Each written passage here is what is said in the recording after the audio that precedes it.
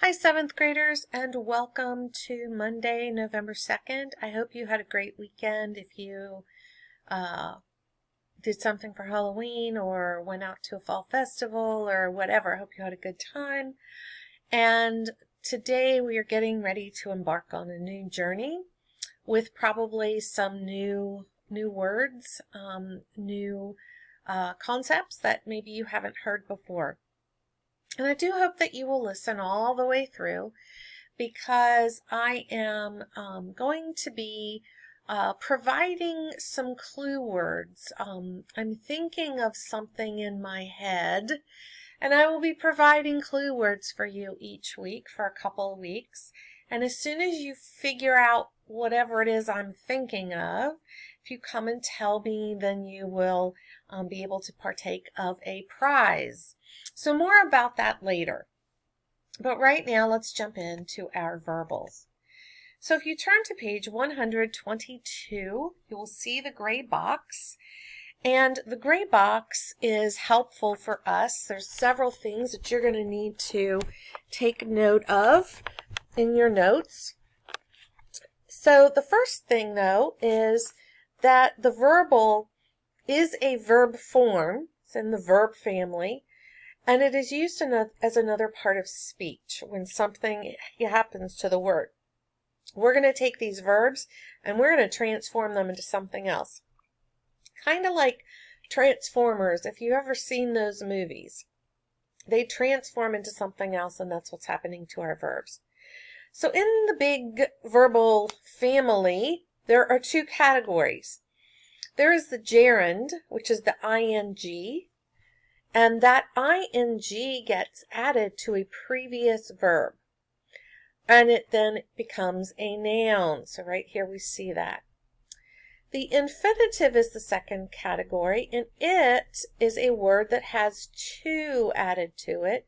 Not just any word, but it is a verb that has the word to added to it. And then, let me just warn you, the diagramming on this is really fun. It's done on a pedestal, and you get to draw a little bit more in your diagramming lines. So let's move on, and let's talk about these verbals. So I always tell people this little story that in a previous life, these words were verbs, just like we know. Sing, dance, act, play, walk, run. Those are all verbs, and we're very familiar with them. We would see them in a sentence, and we would identify them very quickly as verbs. But now we have to be really careful.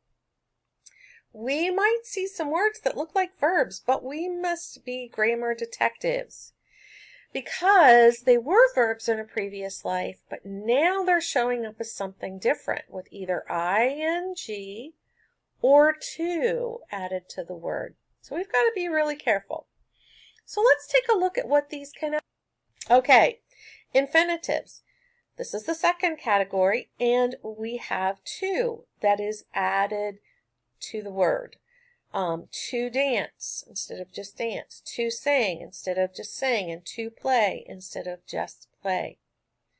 They can show up almost any place in this sentence. I would be hard pressed to find them as an indirect object, just as I would be hard pressed to find the others. So now let's take a look at the gerund, and we are looking at words that used to be verbs, but now we've added ing. So we're adding ing, and we have it going from sing to singing, jump to jumping, dance to dancing, sweep to sweeping, laugh to laughing. So here we have singing is fun every day. Used to be just sing, but we've added ing. It makes it the subject noun. Singing is. We can also find it in the direct object. Mom loves what? Mom loves dancing. dancing, there's that ending. So we're transforming the words by adding the ing ending. Now let's go to another one. The infinitive, and remember we're taking this basic verb and we're attaching the word to the front of it. To dance, to sing, to play. And these infinitives can show up just about anywhere in the sentence. So here we have to dance is really fun. So here's our to, here's our dance. This is not a prepositional phrase, and you will need to be really careful to not accidentally say that this is a prepositional phrase. Dance is still a verb here, and we added to it, just like we have down here. Mom loves to sing. This shows up as the direct object. If we have a prepositional phrase, the prepositional phrase would be something like to the store, and store is a noun. But here we have previous life verb, previous life verb. All right, let's look and see how these guys are diagrammed. We get to draw little stick figures, and those stick figures are like little things that we can place anywhere in the sentence. It can be placed in the subject spot. It can be placed in the predicate nominative or adjective spot, or in the direct object spot. So we'll see a couple of those in our homework. So if you look here, to pray can be hard work. So here's how it's diagrammed. You create this little, it's like this is the head. The infinitive is the head. Here's the arms. He's got one arm up, the other one's down, and then his body and his legs. To pray. And then our verb can be, and then it's work, because this is a predicate nominative.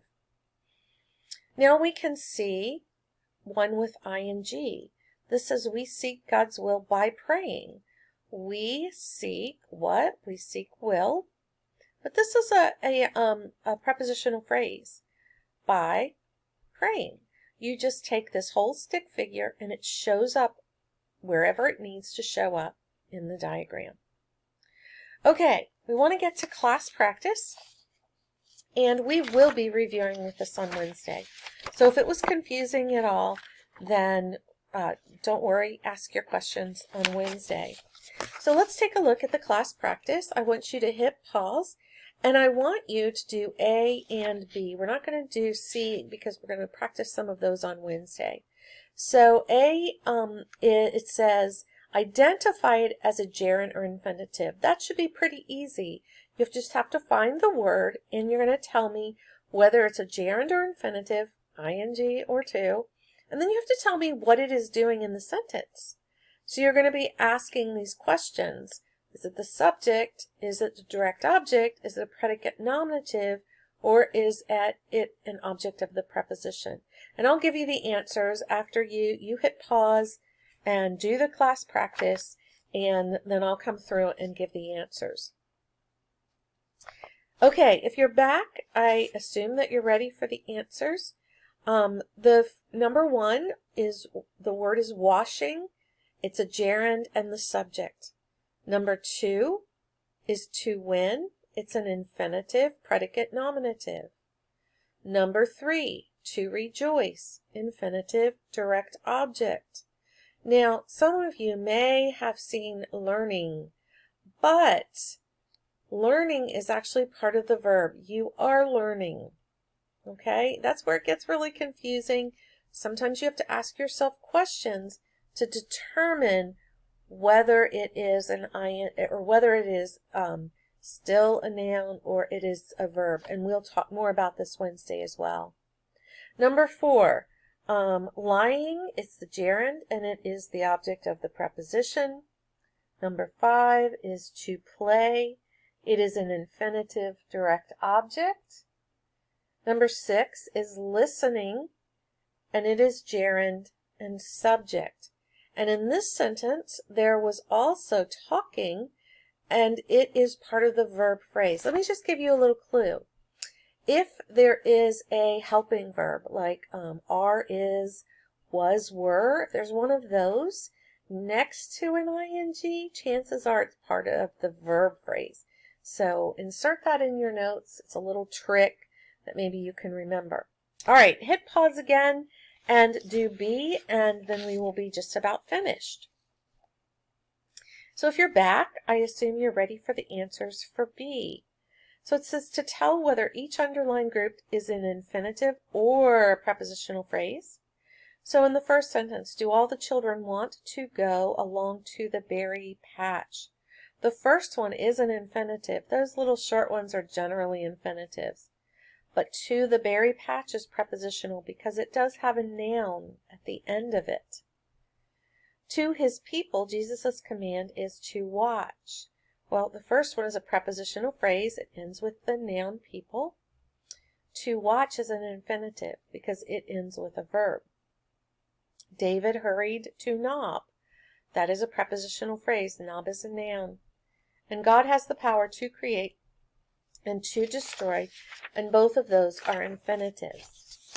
All right, if you have gotten to the end, then you are ready for the clue word.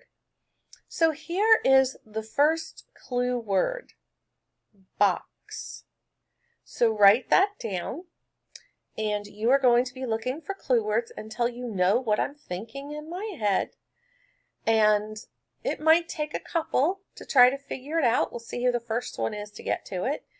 But everybody who brings the correct answer in would get a prize. So box is your first clue word, and you will get another one with my next video. So hopefully you learned a lot about verbals, and let's see what you can come in and learn on Wednesday. So I will see you then. Bye.